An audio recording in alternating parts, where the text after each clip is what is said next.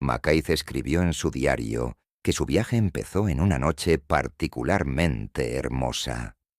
Las 3 lunas brillaban con fuerza en el cielo mientras él se disponía a empezar a recorrer el camino que se extendía frente a él. No obstante, conforme la noche fue avanzando, cosas extrañas comenzaron a suceder. Las lunas fueron tapadas por nubes y las estrellas parecieron apagarse. El viento ya no soplaba. Las aguas del río que corría a un lado lucían negras. Fue entonces que Mackaith escuchó el sonido de algo moviéndose en la lejanía. Cuando se volteó para mirar, lo único que tuvo tiempo de ver fue a una sombra abalanzándose sobre él. Lo siguiente que Mackaith recuerda es despertar mientras estaba cayendo. Es decir, su cuerpo estaba en caída libre, y a su alrededor alcanzaba a ver colores difusos y luces dispersas que pasaban con velocidad.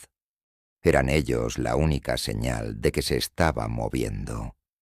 Porque, fuera donde fuera que se encontrara, la caída era tan profunda que aunque pasaban los minutos, él no dejaba de caer. Por fin, se detuvo. Mas, cuando finalmente alcanzó el fondo de aquel pozo gigantesco, no estalló en 1000 pedazos como habría de esperarse tras semejante caída. Tan solo terminó gentilmente recostado sobre una superficie dura, como si el impulso de la caída se hubiese diseminado en el último segundo. Mackaith parpadeó mientras miraba hacia el cielo, tratando de comprender qué era lo que le había ocurrido. Pero este cielo no lucía como nada que Mackaith hubiese visto antes. Se trataba de un cielo negro, tenebrosamente oscuro, dentro del cual sombras gigantescas y espesas parecían deslizarse, como si hubiese algo vivo dentro de él. Mackaith se puso lentamente de pie y miró a su alrededor. Aquel paisaje también era diferente a todo aquello que él alguna vez conoció. La tierra era negra, como si estuviese hecha de cenizas. Se extendía, accidentada y silenciosa, hasta un horizonte lejano, en el que tan solo alcanzaban a verse las ondulaciones irregulares de montañas oscuras. La tierra estaba infestada por los esqueletos de viejos árboles, ahora muertos, secos, desnudos y con la madera ennegrecida y porosa. Pero eso no fue lo peor. Lo peor fue cuando Mackaith se dio la vuelta y alcanzó a ver el sol. El sol era un monstruo gigantesco en el cielo, entre rojo y negro, y parecía ejercer una especie de fuerza que lo atraía todo hacia sí. Las sombras que flotaban por el oscuro firmamento parecían llegar a él y ser devoradas. No había un solo sonido en aquel lugar. Ni siquiera el sol, con su tamaño descomunal y su movimiento constante, producía ruido alguno. Mackaith no tenía la menor idea de qué hacer. En las siguientes páginas de su diario, Mackaith relató cómo es que trató de sobrevivir en ese lugar lóbrego y desconocido. Trató de hallar caminos primero, pero sin éxito. Después, intentó encontrar comida, pero ahí no había nada, nada fuera de los árboles secos y la tierra polvosa. Incluso cuando encontró un río, no se atrevió a beber de él, pues eran sus aguas tan profundamente oscuras que temió que estuviesen envenenadas. Encontró un refugio temporal en una pequeña cueva a mitad de la nada. No sabía exactamente de qué se refugiaba, porque, en todo su tiempo ahí, no se había topado con un solo ser vivo, pero en el refugio se sentía más seguro. Mackaith No recordaba haber sentido hambre ni sed mientras estuvo en ese lugar.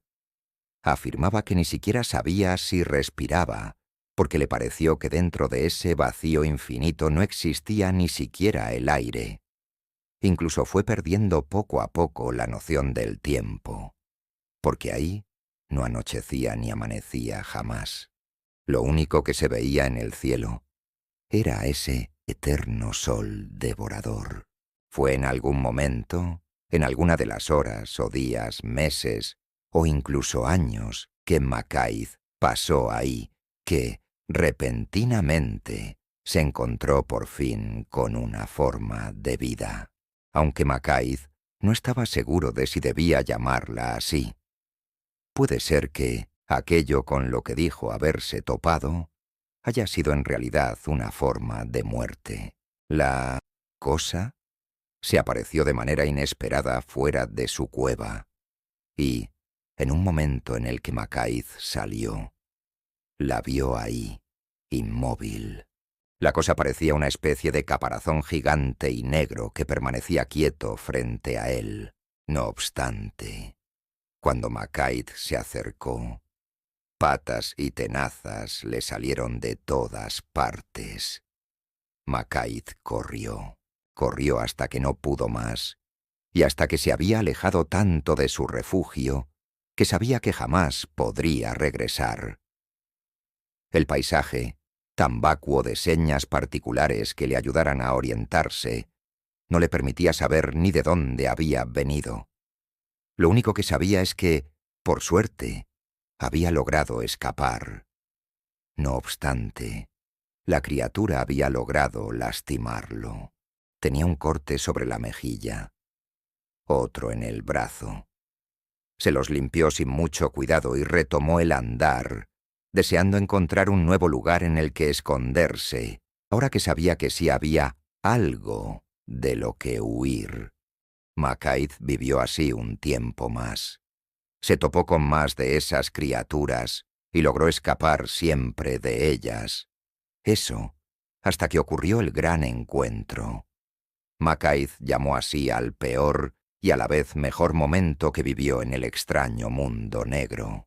Mackay estaba durmiendo cuando escuchó algo inusual, algo que parecía una especie de retumbar. Se incorporó y emergió de su nuevo refugio, buscando a la fuente de aquel ruido.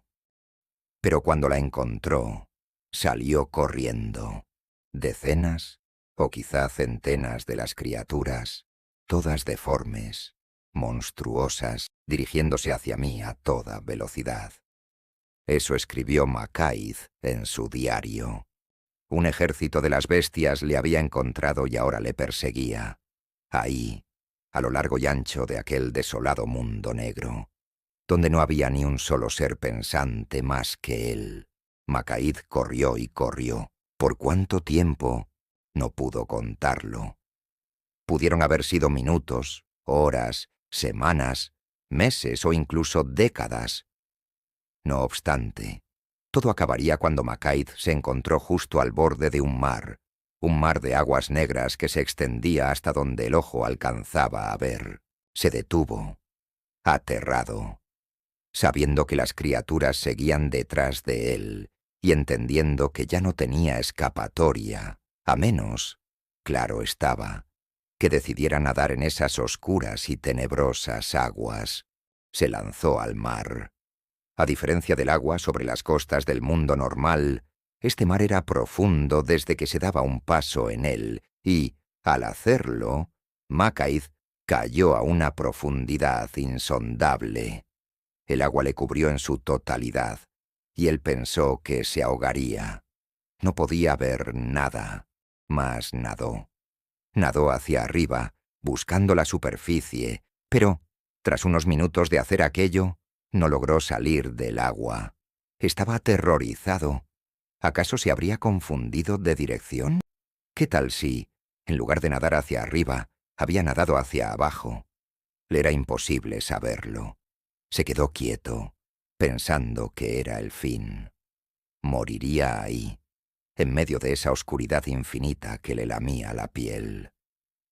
cerró los ojos y se dejó ir. Pero Macaid volvió a despertar, y cuando lo hizo, ya no estaba dentro del agua. Podía sentir claramente la textura de algo similar a la arena bajo el cuerpo. Al elevar el rostro, se dio cuenta de que le rodeaba una suerte de costa vacía y silenciosa, llena de neblina. Sin embargo, lo que más le llamó la atención es que la arena era blanca. La tomó entre los dedos, preguntándose si estaría alucinando. No obstante, cuando logró ponerse de pie y miró a su alrededor, estuvo seguro. Había regresado a nuestro mundo.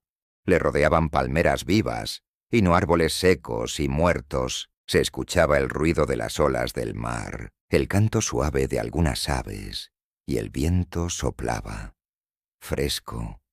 Pero, lo más importante, en el cielo no había ningún horroroso sol devorador de todo, sino tan solo 3 hermosas lunas que le sonreían a la distancia. Macaid gritó de júbilo. Bailó, correteó, besó a la arena y la lanzó por todas partes. Estaba tan contento como si hubiese muerto y acabara de renacer. Esta vez, cuando trató de hallar un camino, sí lo encontró, y, pronto, hubo llegado a un pueblo. Macaid dedicó los siguientes meses no solo a contarle su historia a todo aquel que estuviese dispuesto a escucharla, sino también a plasmarla por completo en un diario. Sobra decir que casi nadie le creía. Le decían todos que lo había soñado, o que sencillamente era un mentiroso. No obstante, había una sola cosa que parecía dar cierta credibilidad a la historia del muchacho. Y esa misma cosa fue la que eventualmente le hizo llegar hasta Ónfalos. Algunos centinelas de Ónfalos habían escuchado sobre el relato de Macaid, en susurros, rumores y chismes. Los centinelas también habían sido rápidos en poner toda la historia en tela de juicio. Pero aquella única cosa que Macaid decía haber traído del mundo negro fue la que les hizo interesarse un poco más en él. Y esa cosa era una enfermedad. Macaid llegó a Ónfalos cuando ya se encontraba prácticamente en estado terminal. El guardián de las murallas que le recibió no daba crédito a lo que veía cuando se encontró con él. Macaid, dicen, estaba volviéndose negro. Su piel tenía el color del carbón, igual que sus uñas, sus cabellos y sus labios. Incluso uno de sus ojos, que era sobre el que ya se había extendido la enfermedad, era negro también. Ya no se distinguía en él su pupila ni su iris, sino que el globo ocular entero era como una canica de cristal color azabache. Macaid contó que la enfermedad había comenzado cuando se encontró a la primera de las criaturas del mundo negro.